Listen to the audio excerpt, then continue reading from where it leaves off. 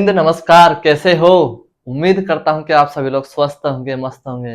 बताएं मुझे कि आपकी भर्ती की तारीख नजदीक आ गई है, आपका फिजिकल बिल्कुल नजदीक आ गया है। ऐसे में आपके दिल की धड़कन बहुत तेज धड़क रही होगी, मन में डर होगा और आपके माइंड में बहुत सारे सवाल हो रहे होंगे। साथियों, आज की इस वीडियो में हम बात करने वाले हैं कि आपकी भर्ती के 4-5 दिन बचे हैं, उसके पहले आपको कौन सा वर्कआउट करना चाहिए, किन चीजों की सावधानियां रखनी चाहिए, किन किन बातों का ध्यान रखना चाहिए, ऑल ओवर सारी चीजों के बारे में हम बात करने वाले हैं। तो नए हो तो वीडियो को लाइक करें, चैनल को सब्सक्राइब करके, और वीडियो अच्छा लगे तो कमेंट में जरूर बताएं अच्छा लगा या फिर नहीं लगा। तो साथियों, हम कुछ बेसिक चीजें हैं उनके बारे में बात करेंगे। छोटी छोटी चीजें हैं लेकिन हमको उन बातों पर ध्यान रखना जरूरी है, क्योंकि साथियों छोटी छोटी चीजों पर हम ध्यान नहीं देंगे तो वो एक बड़ा रूप ले लेगी और हमें कहीं ना कहीं वो हमारे फिजिकल से आउट भी करवा सकती है। तो क्या है वो बातें, क्या है वो हमारे अंदर जो विचार आते हैं, उनके बारे में हम थोड़ा सा निष्कर्ष करते हैं। तो चलिए सबसे पहले हम शुरू करते हैं कि आपके भर्ती की तारीख नजदीक आ गई है, तो वर्कआउट कैसे करें और वर्कआउट क्या करें। ठीक है, वर्कआउट कौन सा करें और वर्कआउट कैसे करें। तो एक बात मैं आपको बता देना चाहता हूं कि बच्चे यहाँ पर बहुत सारी गलती करते हैं। जैसे उनके 7-8 दिन या 10 दिन रहे हैं तो वो क्या करते हैं कि अपने वर्कआउट को पहले से हार्ड कर देते हैं। ठीक है, अपना यदि वो 25% दे रहे हैं अपने आप से, तो वो क्या करते हैं, भर्ती की तारीख नजदीक आते आते वो 100% देने की कोशिश करते हैं, जबकि ये आपको पहले करना चाहिए और ये चीज आपको बाद में करना चाहिए। आप ज्यादा वर्कआउट करोगे तो आप लोग थक जाओगे, मतलब आपकी बॉडी में थकान होगी और थकान 1 या 2 दिन में नहीं जाती, साथ थोड़ा सा उसको समय लगता है। ठीक है, तो आप वर्कआउट कैसे करें, जो आपका वर्कआउट डेली आप करते आ रहे हैं हल्के फुल्के स्ट्रेचिंग करें और ज्यादा तेज मतलब ज्यादा हार्ड वर्कआउट आप ना करें। ठीक है साथियों, उसके बाद में वर्कआउट कौन सा करें, तो ये हो गया स्ट्रेचिंग वगैरह करें। आप स्ट्रेचिंग बेहद जरूरी है। स्ट्रेचिंग से क्या होता है, देखना आप सब सुबह बिस्तर से उठते हो तो आप क्या करते हो, ऐसे लंबी तान मारते हो। ठीक है, उससे क्या होता है, उससे आपकी स्ट्रेचिंग होती है, उससे इंसान रिलैक्स होता है। ठीक है, आप ज्यादा वर्क करते हो तो फिर आप ऐसे बगासी मारते हो, अरे यार बहुत थक गया, और फिर रिलैक्स होते हो, तो वो ही आपकी स्ट्रेचिंग होती है। ठीक है, मतलब उसको अलग भाषा दे दिया, अलग नाम दे दिया गया है, लेकिन हमारे वर्कआउट में उसको स्ट्रेचिंग बोलते हैं। तो आप लोग स्ट्रेचिंग का बेहद जरूरी ध्यान रखें। ठीक है, उसके बाद में कितने दिन पहले दौड़ बंद करनी है। जैसे भाई आपको जाना है तो रेस्ट भी करना है, तो आप जैसे आपके परसों भर्ती है तो एक ही दिन का रेस्ट ले, आप ज्यादा दिन का रेस्ट ना ले। हाँ, ज्यादा दिन का 2 दिन का रेस्ट तब ले सकते हो तब आपकी जो बॉडी में ज्यादा पेन हो, तब आप 2 दिन का रेस्ट ले लीजिए। ठीक है साथियों, अब हम आगे बढ़ते हैं। अब आया है कि भाई भर्ती तो आ गई, लेकिन अब प्रॉब्लम यह है कि बहुत ज्यादा डर लग रहा है। साथियों, आपने सुना होगा, देखो ये जो वीडियो है ना, ये बहुत ही इंफॉर्मेटिव वीडियो है, इसलिए पूरा लास्ट तक देखें बिना स्किप किए हुए। तो साथियों क्या होता है, हमारे बॉडी के अंदर होता है डोपामाइन। ठीक है, वो क्या करते हैं कि उनका काम ये होता है कि भाई जैसे ये हमारा मस्तिष्क हो गया।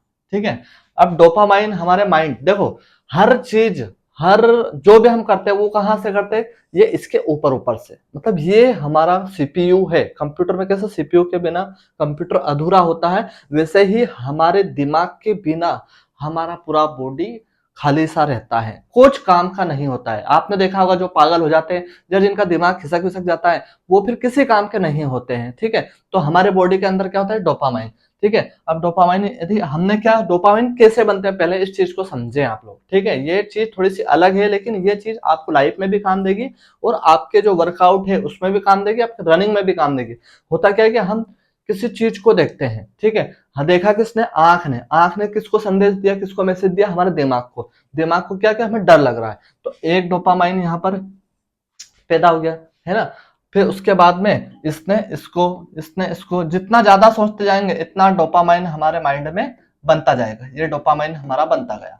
अब यदि हमने डर का सोचा तो हमारे माइंड में क्या आ गया, डर ही डर आ गया।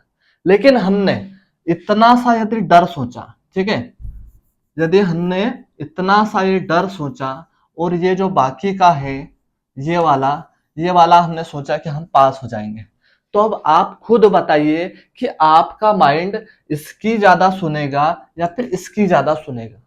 ठीक है, इसलिए डर तो होना जरूरी है, क्योंकि ये डर ही हमें पास करवाएगा। ठीक है, किसी चीज का हमारा डर रहता तो हम वो ज्यादा वर्क करते हैं। इसलिए आप लोग ध्यान रखें, ये चीज को, ये हो गया हमारा डर और ये हो गया हमारा मनोबल। ठीक है, हमें मनोबल बना के रखना है, हमें कॉन्फिडेंस रहना है।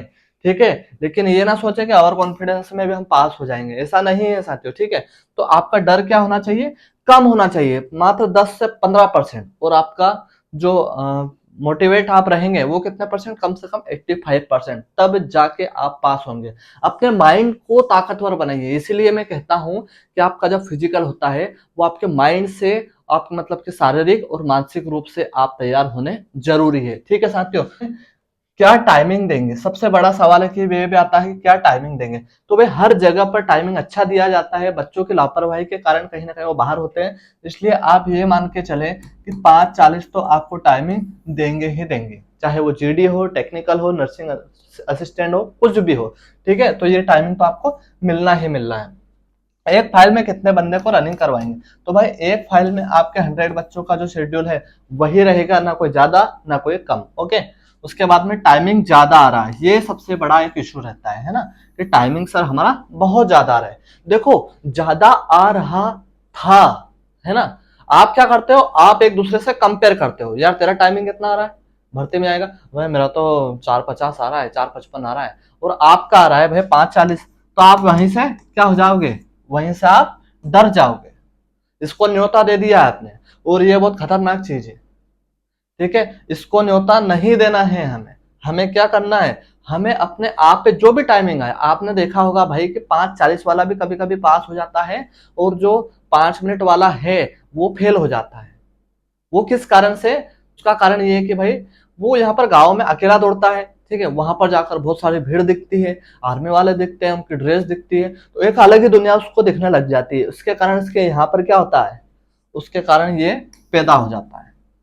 मतलब मेन खेल किसका है, मेन खेल इसका है, इसका माइंड का खेल है। ठीक है, इसलिए माइंड से जीते हैं। ठीक है, एक आपने एक मूवी आई थी शायद केजीएफ वगैरह, उसमें बोलते हैं कि भाई आपको रणभूमि में जीतने से पहले आपको मन भूमि में जीतना जरूरी होता है।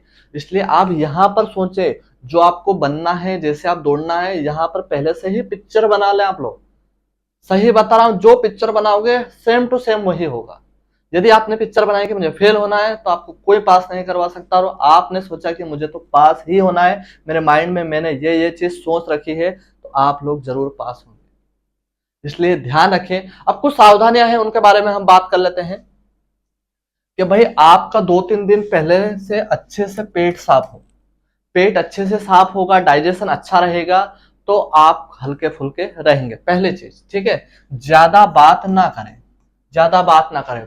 होता क्या है कि वहां पर जाकर बच्चे का मैंने देखा है कि केले वाले के ठेले पे बहुत सारे 2-2 किलो केले रख लेंगे, बहुत सारी बातचीत करेंगे, तेरा टाइमिंग क्या रहा है, उसका टाइमिंग क्या है, भीड़ लगा के बैठ जाएंगे, कोई एकेडमी आया वाला आया उसके पीछे लग जाएंगे।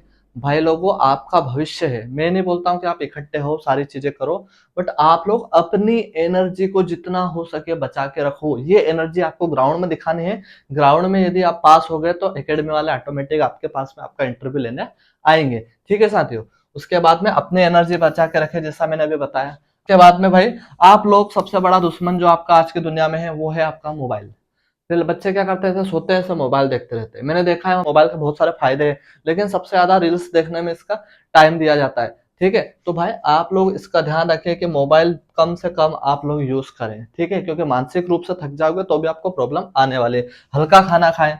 वहां पर जाने के बाद में बहुत सारों को देखा मैंने कि भाई जैसे ऐसा लगता है कि पिकनिक पाए होंगे, अच्छा अच्छा खाना खाएंगे, है ना, नॉनवेज वगैरह खाएंगे। भाई लोगों, उससे तुरंत एनर्जी नहीं आती है, उसको भी पचाने में टाइम देना पड़ता है। इसलिए आप लोग जितना हो सके हल्का भोजन खाएं, पेट भरकर खाना खाएं।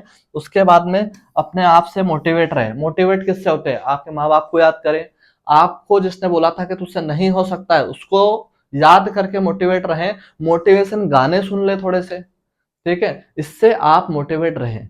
तो साथियों ये कुछ छोटी छोटी चीजें, ये कोई मैंने अलग से नहीं बताई कि भाई अलग से मैं लाया इसको एलियन से और मैंने आपके सामने प्रस्तुत की। ये सब चीजें मैं आपसे ही सीखता हूँ, आप जो गलती करते हो उससे मैं सीखता हूँ और वही चीजें दूसरे बंदों को बताता हूँ ताकि वो बंदे जो पहले वाले बंदे ने गलती की है वो आप ना करें। ठीक है, तो साथियों भोपाल एआरओ की आज शाम से, ठीक है, भर्ती चालू होने वाली है। मेरी तरफ से, प्रहार डिफेंस एकेडमी तरफ से सभी को बेस्ट ऑफ लक। मैं वहां पर भोपाल में आऊंगा।